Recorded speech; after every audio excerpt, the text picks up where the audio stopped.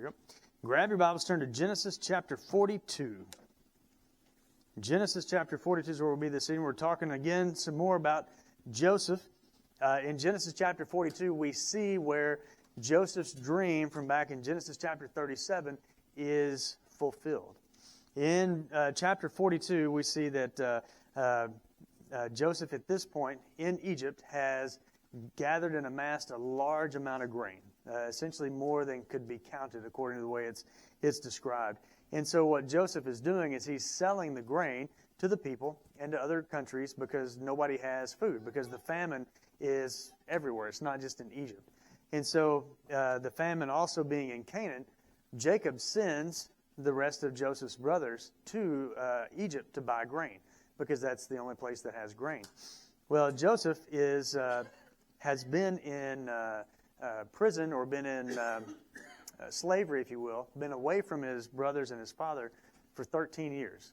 Remember, he left as a 17-year-old. He's been in slave for 13 years, so now he's 30 years old, and he is the governor over pretty much everything in Egypt. Specifically, he's the one who's over the selling of the grain to the people who come in.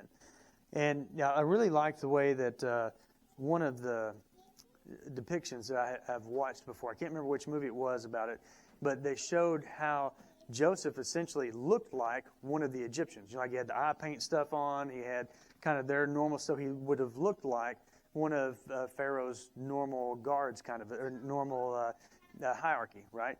And so whenever his brothers show up, and they look like Hebrews, and they've got the beard, and they've got the stuff and all the things, he don't look like one of them. He looks like an Egyptian. Plus, he's a 30-year-old man, and you all know how it is whenever you see somebody who's little, and then you see them again 10 years later, and you're like, wait a minute, that's not the same person, right? Yeah, because in your mind, they stayed here, but they actually grew, right, over time. Well, the same kind of situation for them. But they show up, and they don't recognize Joseph at all. And so it says, whenever they show up, they came, here in verse, 6, it says, and Joseph's brothers came and bowed themselves before him with their faces to the ground. Now, and again, the reason they came was to buy grain. Joseph's original dream was back in 37, verses 5 through 8, was where his sheaf of grain would stand up, and his brothers' sheaves would all bow down to his. And so in that dream, we see a couple of things that come through. One, it's about grain, right? So it's about the things that are needed for life. And then two, that his brothers are bowing down before him. And we see that brought out right here in this fulfillment of that dream and fulfillment of God's overarching and overall plan.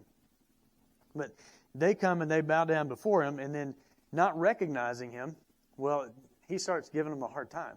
And I'm sure some of it has to do with just being a little bit irritated with him. You know, imagine that, 13 years being in slavery, right?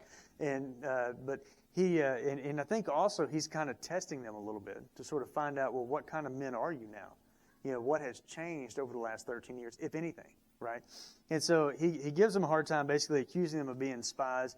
And by the time they get through chapter 42, what he does is he keeps one of the brothers, Simeon, and then he sends the rest of them back.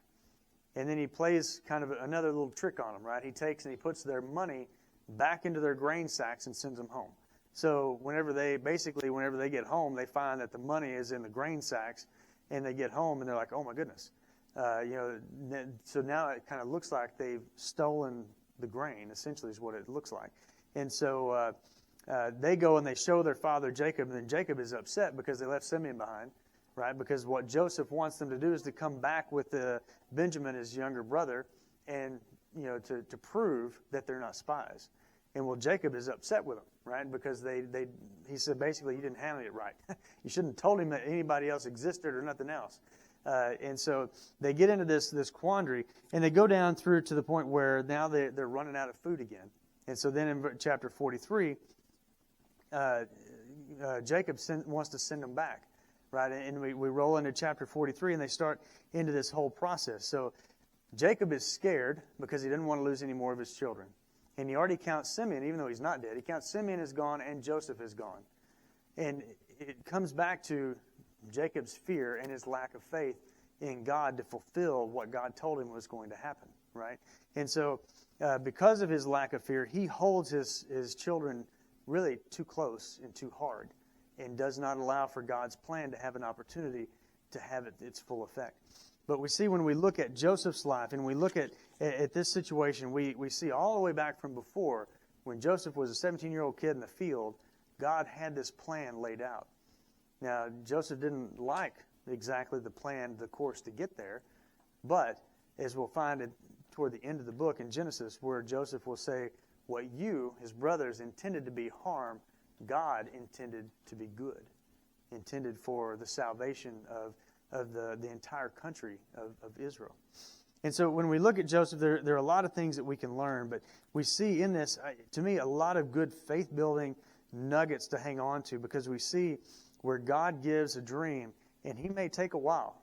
He takes 13 years to fulfill that dream, and 13 years of a lot of junk to go through to get there, but it is fulfilled. And so for us today, whenever we are in Joseph's not his feet, we were in his shoes, there we go. When we're in Joseph's shoes, we need to remember that, yes, God does have a plan. And right now, that part of the plan stinks because it's no fun, and it's a difficulty that we're walking through. But he has a plan. And if we will hang in there and keep walking in those footsteps and keep moving after the same faith and the idea that Joseph has, God's plan will come to fruition. His plan will come to the fullness of point. And what other people may be intending to be harm, God has the power and ability and will convert to be good. And it's up to us, if you will, to hang on through those tough times, to continue to have that faith and to continue to walk with him even through all the struggle and things that are going on. And I know we get that a lot as we read through the story of Joseph. We kind of see that over and over and over again as that comes through. But again, this is another one of those significant nuggets of faith building, because we see the dream that God gave Joseph again coming to fruition. And so for all of us, we know that Jesus wants us, when we read in the New Testament, he said he wants us to have life, and not just to survive, but he wants us to have life and have it abundantly. And he is the one who's working to provide that for us. And so then it's up to us to be faithfully, willingly holding his hand, keeping eye to eye, hand in hand with him as we move through this journey in life. So that's, again, my encouragement to you tonight. Be hand in hand and eye to eye with the Lord as we walk through life, and trust in him, knowing he has a plan and he's going to work it out. All right, if anybody has any needs of the church, now is your time to come as together we stand and as we sing.